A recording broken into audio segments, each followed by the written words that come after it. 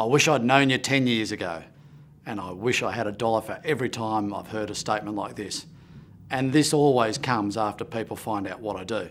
I'm Steve Chandler, and I've been part of the building industry for over 30 years.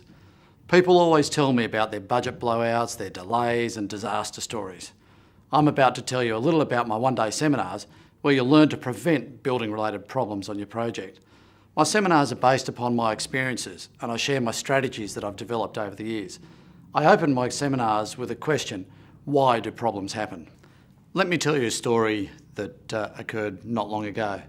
We went to a dinner party at a friend's place. There were another couple there at the dinner party, and we started to talk about what you ordinarily do, is what you did for a living. As soon as they found out what I did, they wanted to talk about their proposed renovation.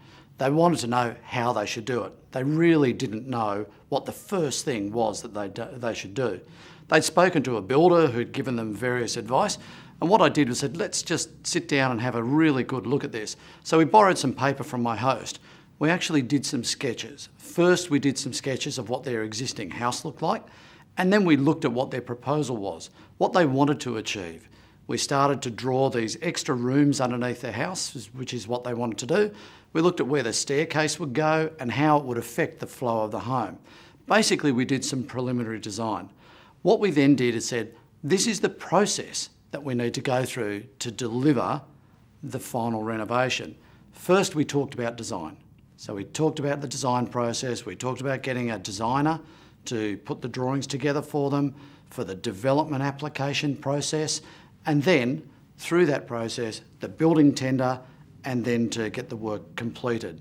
We talked about negotiating with the builders. We talked about dealing with the designer or the architect, whoever you try to get along.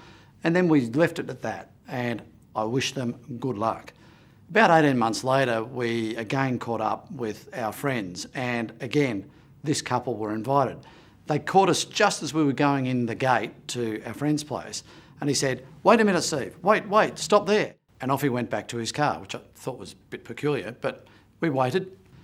And when he came back, he had a magnum of champagne, and he said, thank you.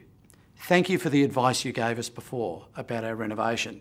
It went off like a dream. We didn't have any problems whatsoever. Thank you.